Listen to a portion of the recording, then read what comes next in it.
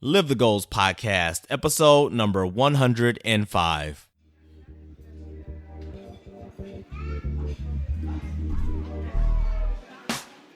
Live the Goals Podcast, your place for motivation, life lessons, and laughter. Don't settle for wandering through a mundane life. Instead, let us help you reach your goals and live a fulfilling life doing what you love. Our guests know what it's like to live with purpose and laugh along the way. Warning, if you're a stick in the mud, you definitely need to stick around. Loosen up your ties, kick off your high heels, and let's get to it with your host, Dale Richardson.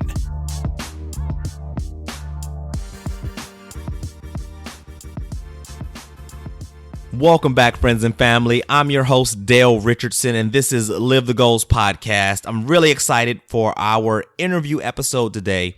Got a special guest for you. Our guest is coming all the way from Australia. His name is Tarun Stevenson, and I'm considering him my brother from down under.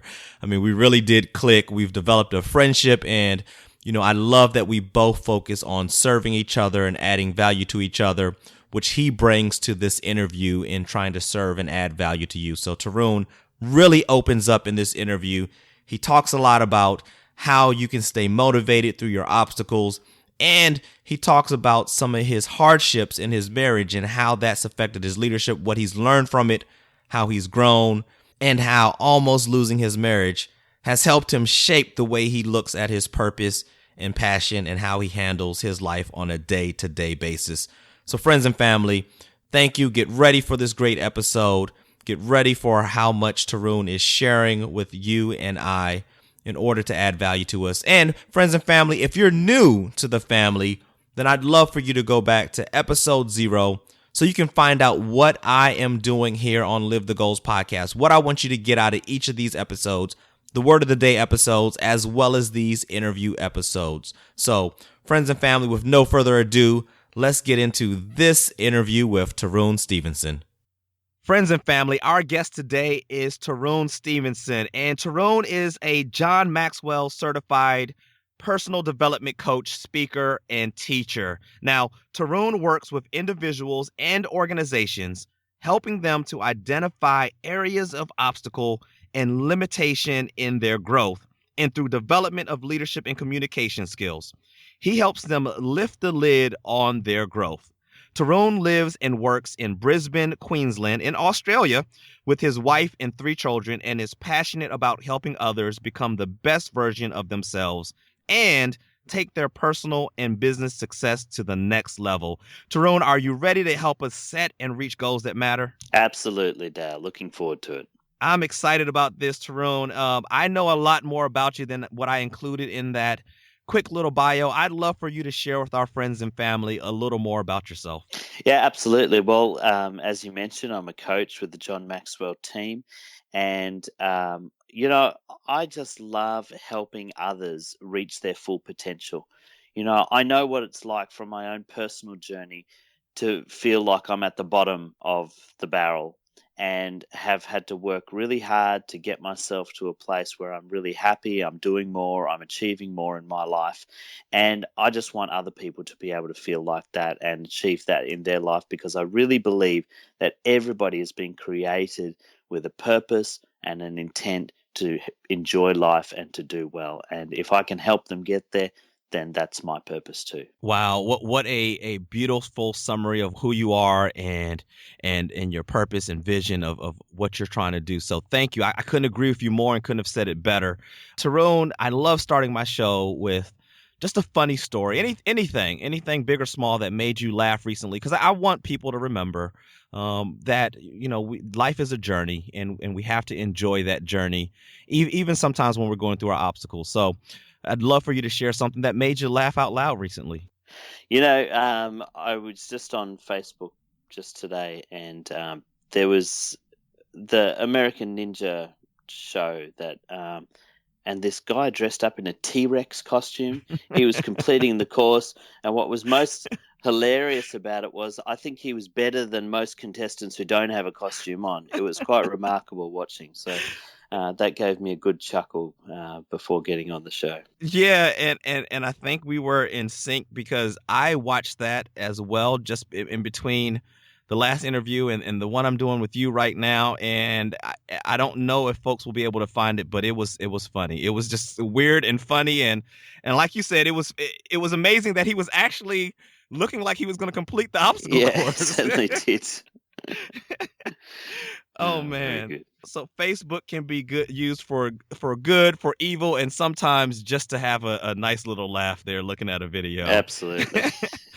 Tarun, I know that you are really big on goal setting and helping people reach their goals.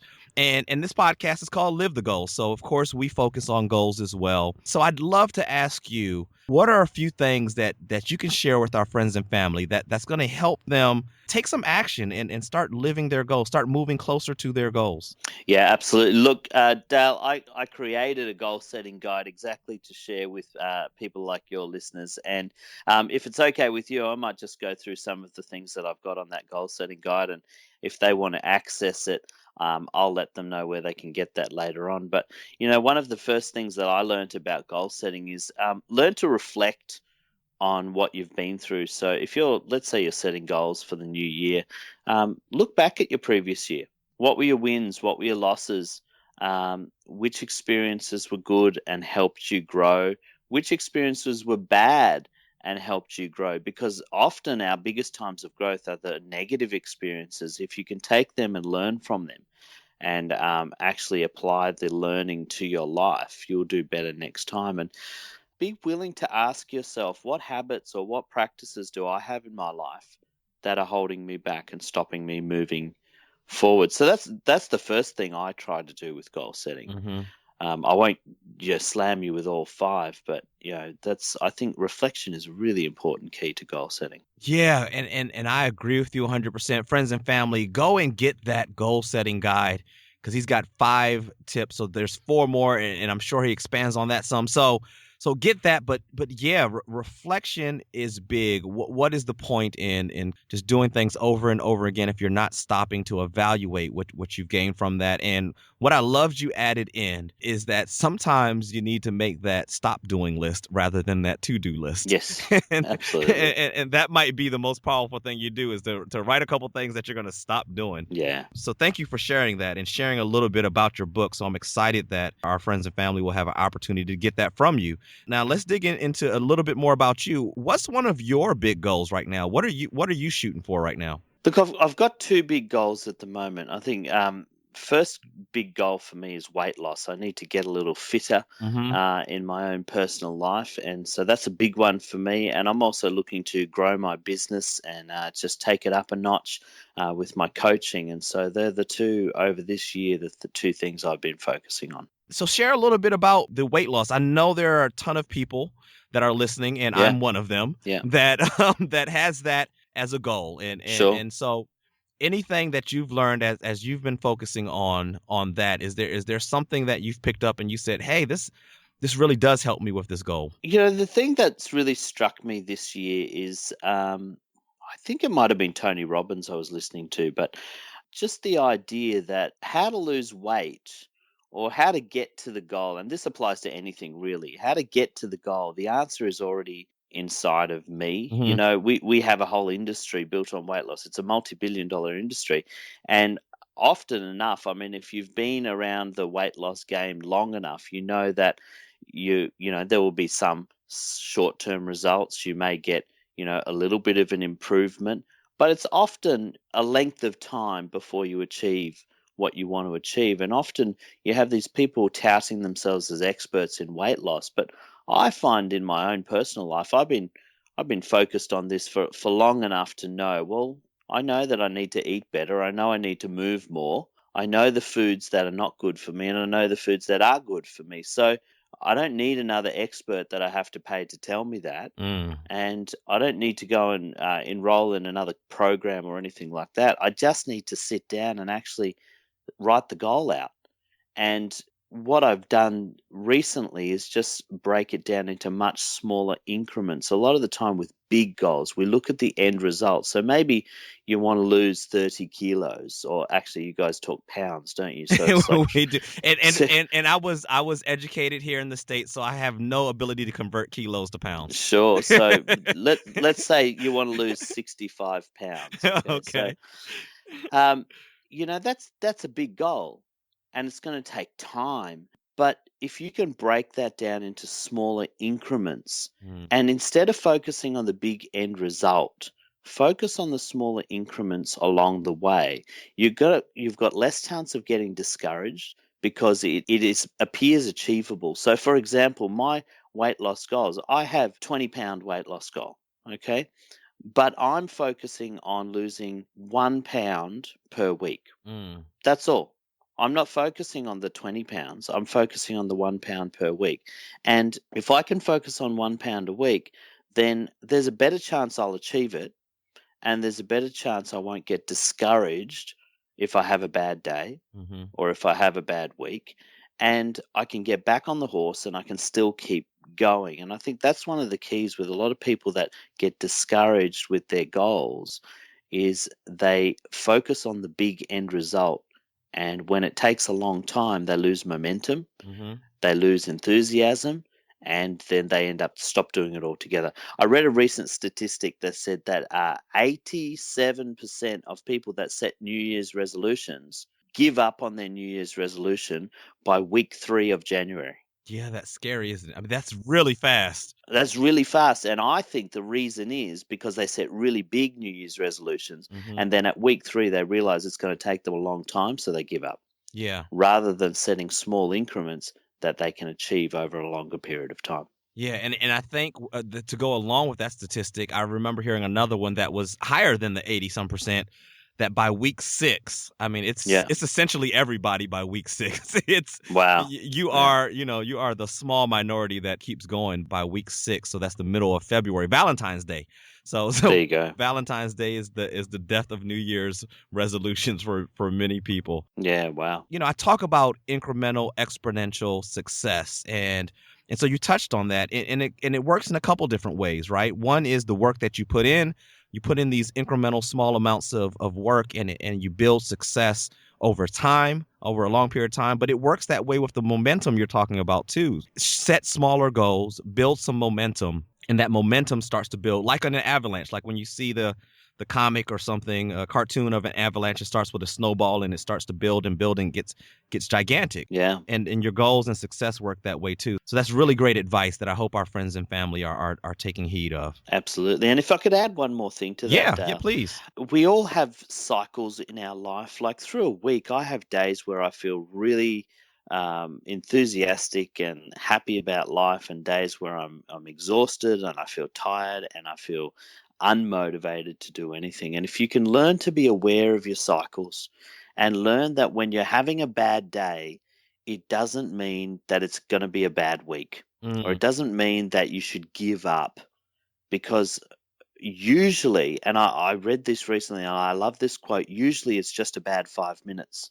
You have a moment in your day, something happens, something gets you off balance, you have a thought, something goes wrong. Usually it's just a bad 5 minutes. And if you can regroup, instead of camping out at that place, but regroup and say, okay, it's just a bad 5 minutes. I can get through this day, and tomorrow's a brand new day and I'll get back on. You'll find that you're far less likely to lose momentum, because those are the things that derail most people, is they don't learn to control those low dips in their cycle. And then it turns into a bad day, a bad 2 days, a bad week, a bad month, because they haven't learned to manage the mindset through those dips. This episode will air a few weeks down the road, but as we are recording it, it was only a few days ago, episode number 75, where my word of the day was fall. And it talks on exactly what you're saying, that we all fall. We all have those moments where we fall short. But how fast do you get back on the horse, right? Like you said, a lot of times it's just 5 minutes and we let it affect our day. and then we let that turn into a week, and that might convince you to give up on what that goal is. So Yeah. I hadn't heard that before, but I love that a lot of times it's really just 5 minutes. And if you can isolate it to that 5 minutes and get back on, the faster you'll get back towards your goals. Absolutely. And I'll give you a little tip for your listeners, and this is from a personal experience. I do some behavior coaching with high school students. So I work with a high school in their well-being department and help students that are struggling with really negative behavior, and I help the teachers to manage that behavior as well. And I was having a day where I was dealing with some kids that were making the wrong choices, and they were just, their choices were wasting my day. It was just ridiculous stuff that shouldn't have had to deal with. And I lost my cool, and I'm usually very calm with these kids, but I lost my cool with one of them, and she got really upset, and I came away feeling like, I'm just the worst coach. I'm not meant to lose my cool. I'm not meant to, get angry at these kids, but I lost the plot. And I had to go away, and I had to say, okay, just I just went for a walk. I went and got myself a coffee, and I just thought about it, and I thought through what's going on. Why did I lose my cool there? Because that wasn't appropriate, but there must have been a reason. And so as I reflected on it, I didn't get stuck there. I just said, okay, well, it happened. Now move on. The next day, I came down with the flu, and I realized, hang on a second. My body, I had been feeling tired all day. My body was starting to ache. I was, my body already knew I was getting sick.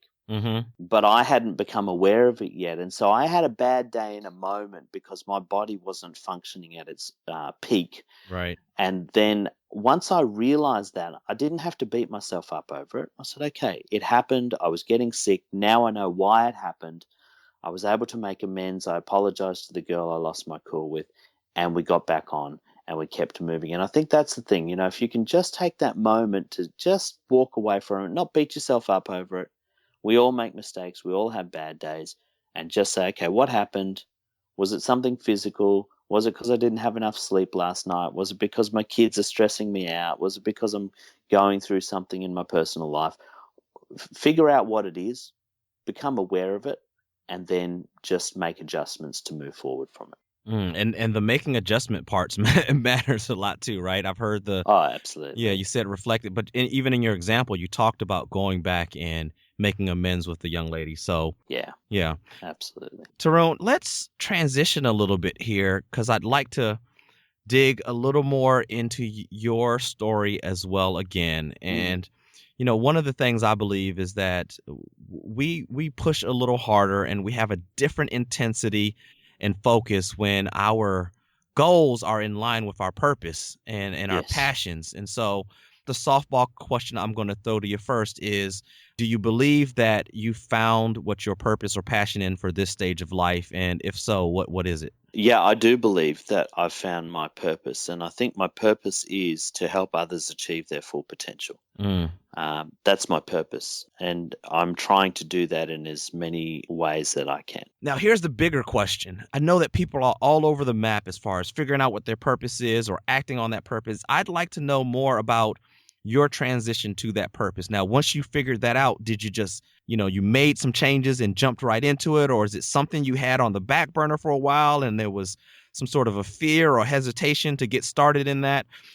Tell me a little bit about your transition to knowing what your purpose is and living that. This whole purpose thing, I think it's a little bit of a loaded question, and lots of people love to talk about, discover your purpose and you'll never work a day in your life and you'll love life and it'll all be happy. And I think people really get wound up about what my purpose is. And I have found that in my own life, when I was in my 20s and my 30s, my early 30s, I used to get really frustrated with my life because I felt that I wasn't fulfilling my purpose. You see, when I was a teenager in my 20s, I had a dream of becoming a songwriter, musician. And for many years, that was my life. That was my purpose. That was my reason for existing.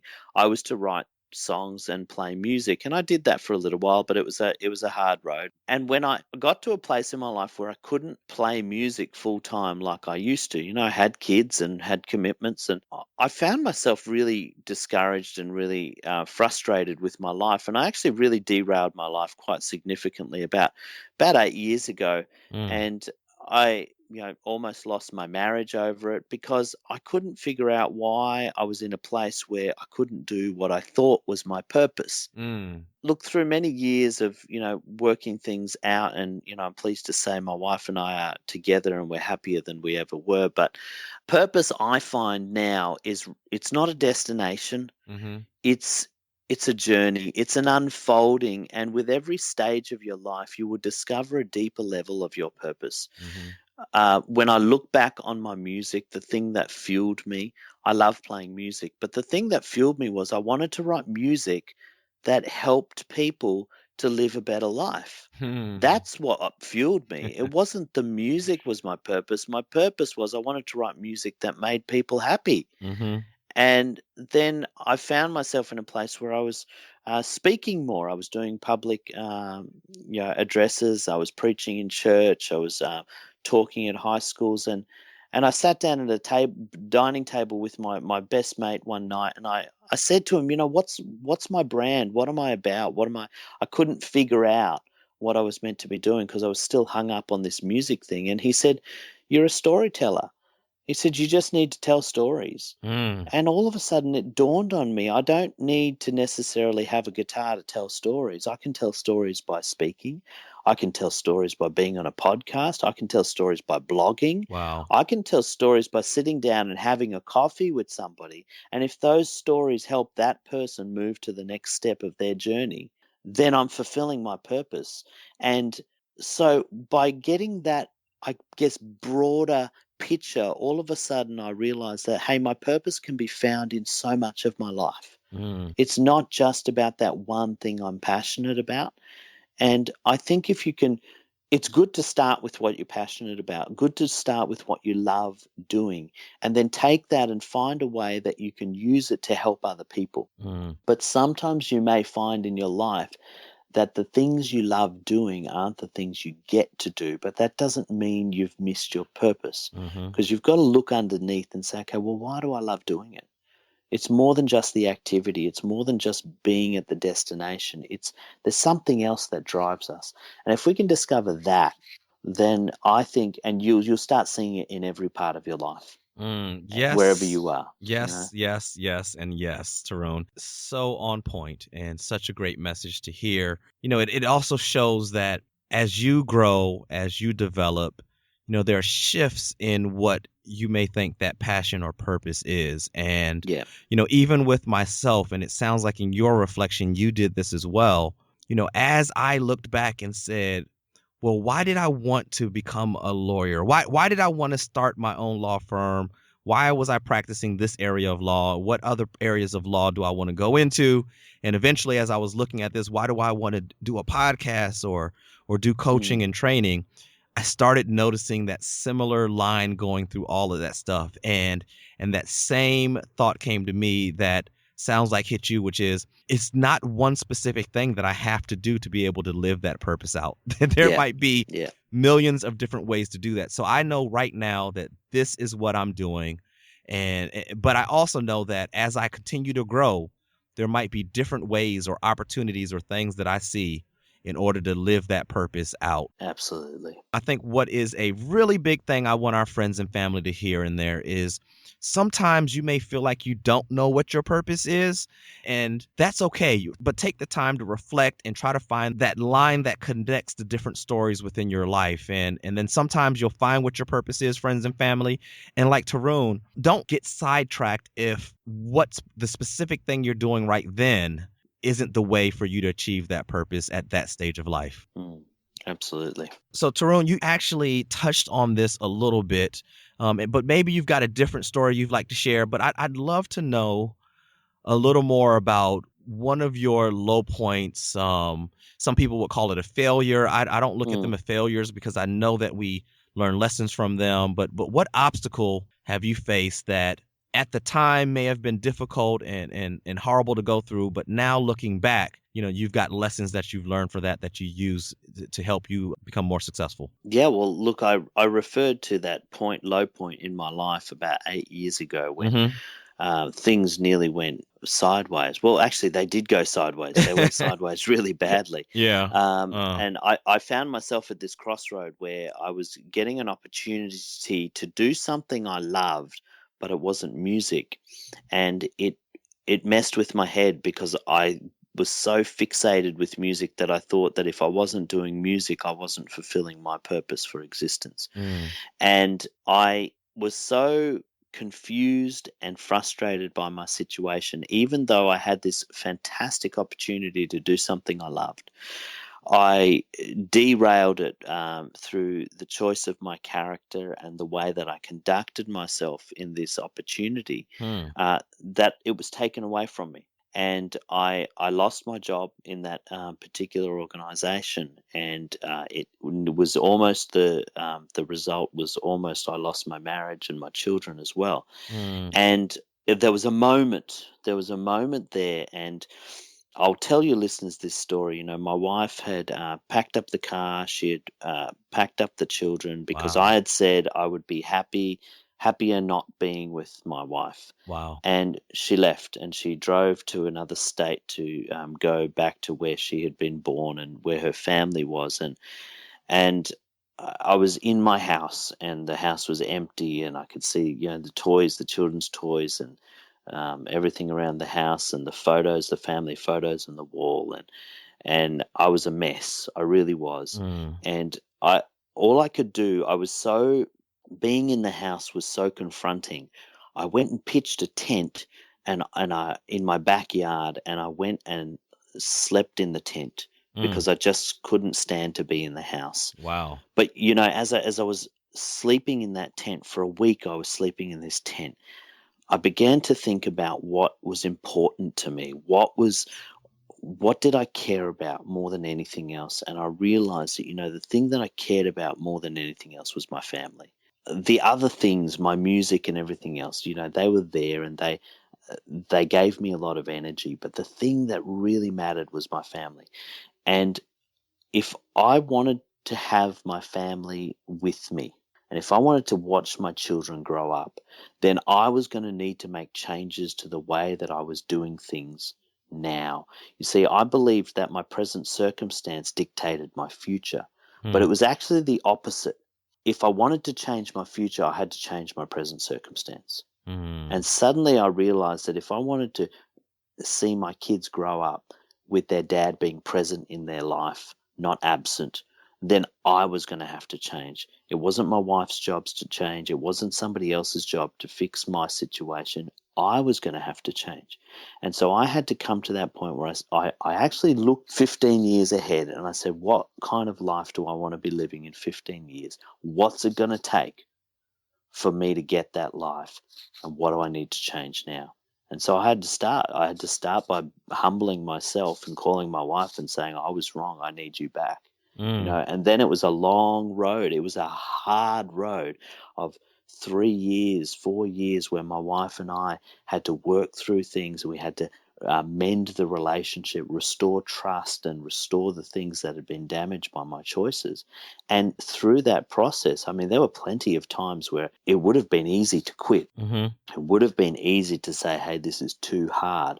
But what kept me going was, no, I know what I want my future to look like.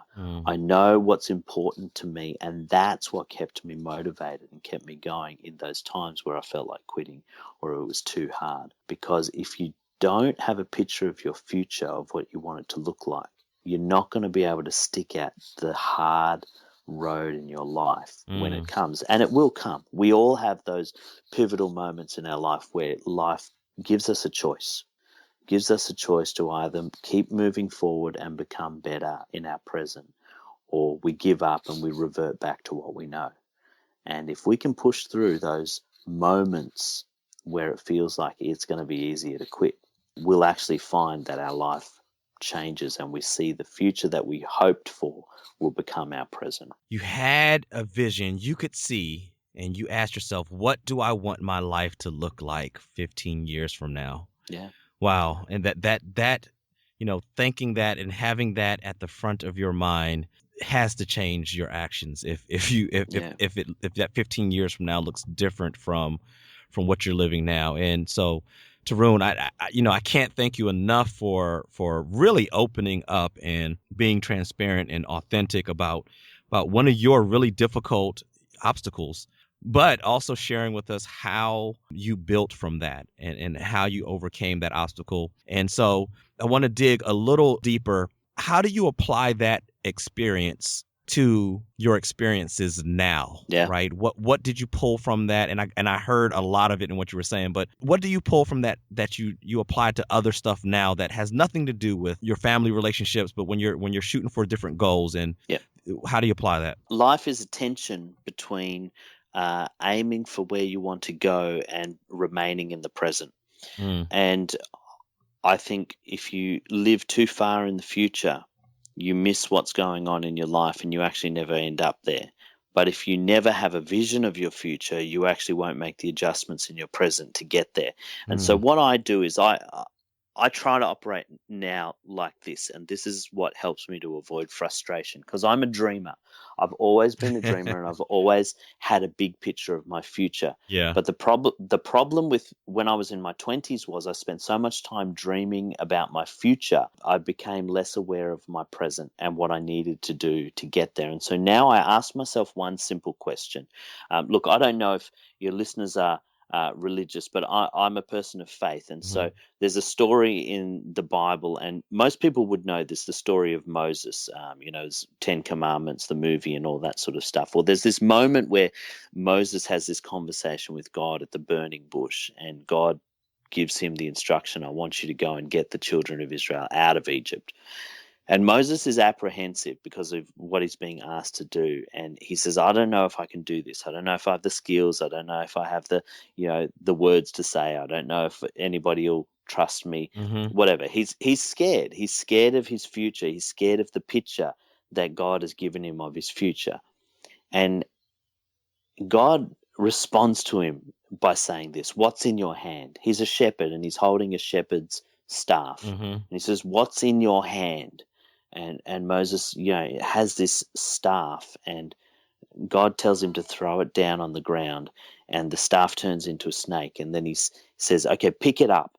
And with that staff, I'm going to achieve all the things that I've told you I'll achieve in your life, And so what that story says to me is this: we all have something in our hand.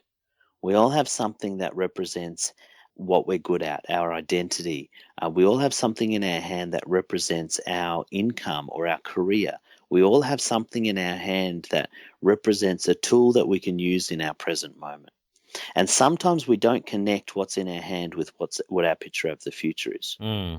But as long as we can stay consistent with what's in our hand and keeping that picture in our mind, I think we can keep that tension of the present and the future. So, for example, I'm not a world-renowned speaker like John Maxwell is right now, but I do have a dream of being a successful speaker. Yes. So now, what's in my hand? Well, I have an opportunity to speak to people right now where I am, in my school, in my church, in my community. And I'm just going out and I'm saying, okay, well, I'll speak wherever I have the opportunity to speak. And it may not be my future vision, but it's what I've got in my hand now. And with every step that I take towards that, in my present, my future gets a little bit bigger. Does that make sense? That makes a lot of sense, and such a good description. I love that description of that tension between the present and the future. And also what shouted out at me is sometimes our vision of our future is smaller than what it actually is supposed to be, right? We sometimes absolutely. think I'm not good enough for that. I don't have the skills for that, and that's just our self-doubt. So wonderful messages in there. Tarun, this is one of those conversations and episodes where I hate that I have a hot seat scenario, because I kind of don't want to do it. I kind of want to just keep having the conversation, but we're actually getting close to the end of our time together. So we are going to make this kind of uncool transition to the hot seat scenario because I kind of want to put you under the gun and see what you got to say about this hot seat scenario. So you ready to play along and shift gears here? Absolutely. Let's do it. Okay, so here's the scenario that I'm putting you into. You have to choose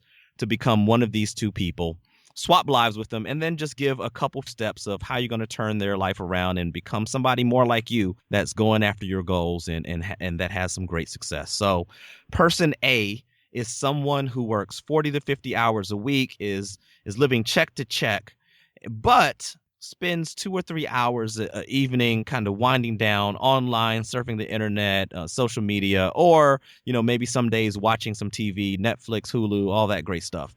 Now, person B is someone who is making a lot of money, whatever you want that number to be, but works all the time, literally really does work almost all the time. So person B feels like he wakes up in the morning, goes to work, stays there all day, gets home, goes to sleep, and does it again.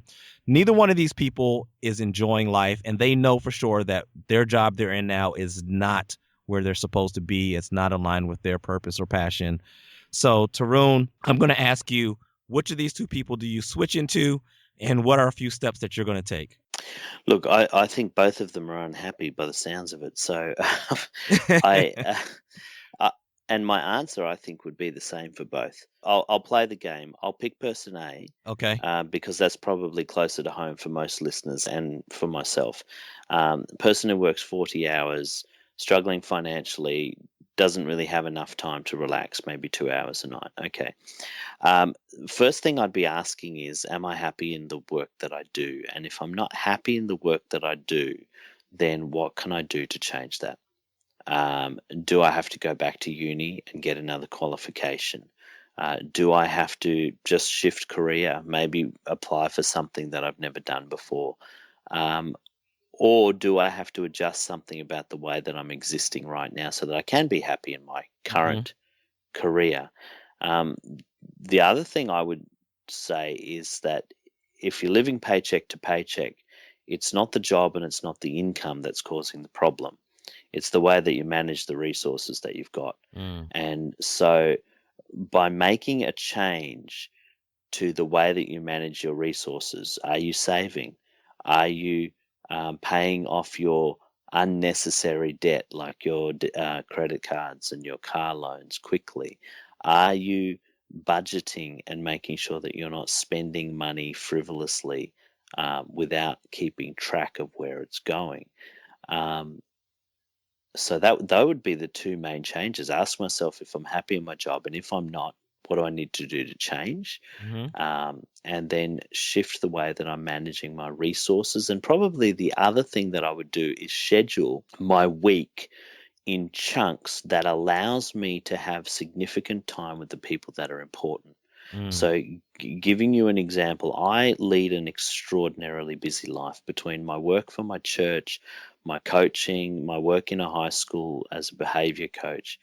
I'm always doing something, and my family is always doing something. But I have designated days which are non-negotiables, where I have a date night with my wife.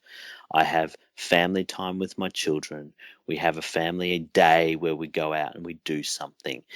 We have one designated day where technology gets switched off and nobody is stuck with an iPhone or an iPad or anything else, and we spend time together. And those things, we have a busy life, but the moments that we have together become meaningful because we shut out the other distractions. Right. And I think sometimes, even if you've got 2 hours in your night, you can do a lot in 2 hours if you're purposeful and intentional about how you spend it. So that would be my three things, I would say. Yeah, wonderful, wonderful answer. And I've got to interview more people from Australia, because the fact that you said uni and I can't even hardly say it, schedule. Schedule. I'm sorry. No. I actually like it. Oh man, I know a couple people here that say that, and I almost want to just find reasons to make them say it. I love it. That's university for all my American friends. Yeah. No, but on a serious note, that was really, really good, and you got down to the core of like what's going on, and then what really matters to the person. And so, in all seriousness, I appreciate you playing along and giving us a lot of good info in that scenario. My pleasure. Tarun, we are at the end of the show, and sorry to say that we're wrapping up here, but I got a couple more things I want you to do before we wrap this show up. Absolutely. The first thing is I really want you to give us some contact information. You mentioned that you've got a goal setting guide. I'd love for our friends and family to know how to get to that guide and how to get that guide so they can look through that and get a little better at goal setting. And after you give us all of your contact information that you want to share, then I'd love for you to take us out here with some sort of a motivational quote or a mantra or saying or thought, whatever it is you use when you need a little extra to make it through your day. Yeah, absolutely. So the way you can reach me, I have a website and blog that is called leadcommunicategrow.com. That's leadcommunicategrow.com. And if you want the goal setting guide, just go leadcommunicategrow.com/grow me. And on that page, you will find a link for the goal setting guide and also a link to listen to the 15 Invaluable Laws of Growth by John Maxwell. And so, just jump on that. If you want to get in touch with me, I'm on Twitter, I'm on Facebook, and all of those great social media outlets. And the spelling of my name is Tarun, and it's Stevenson with a V. So, happy for your listeners to reach out and talk or share with me what they've learned from this conversation, and I'd love to get to know them better for sure.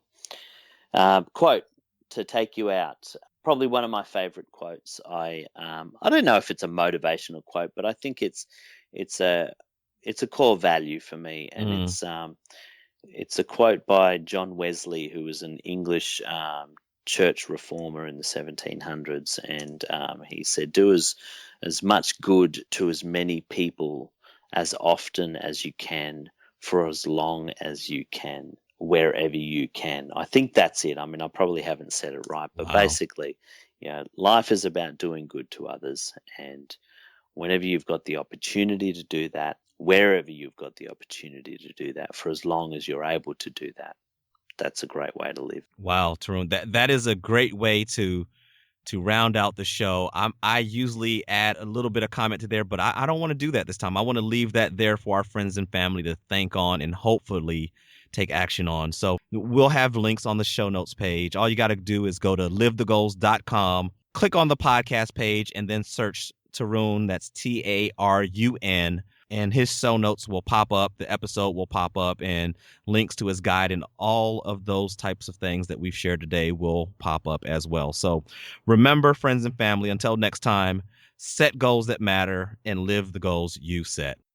Friends and family, I love bringing you these podcast episodes 5 days a week, all for free. You don't have to pay anything to listen to all the great interviews and Word of the Day episodes. But there is a really simple and fast way that you can show your appreciation. All you have to do is press subscribe on your podcast player. See, the more subscribers we get for Live the Goals podcast, the more likely we'll rank higher and reach someone who really needs to hear these motivating and inspiring episodes. So as soon as this episode is over, take a second and subscribe to Live the Goals podcast. So thanks again for listening, friends and family. Thank you for subscribing. And until next time, remember to set and reach goals that matter. Thanks for checking out the show today, and make sure to click subscribe so you don't miss any future episodes. We hope you take away something that helps fill your life with purpose and laughter. And make sure you head over to livethegoals.com for more info on guests and resources. Remember to set and reach goals that lead you to a life of purpose and passion.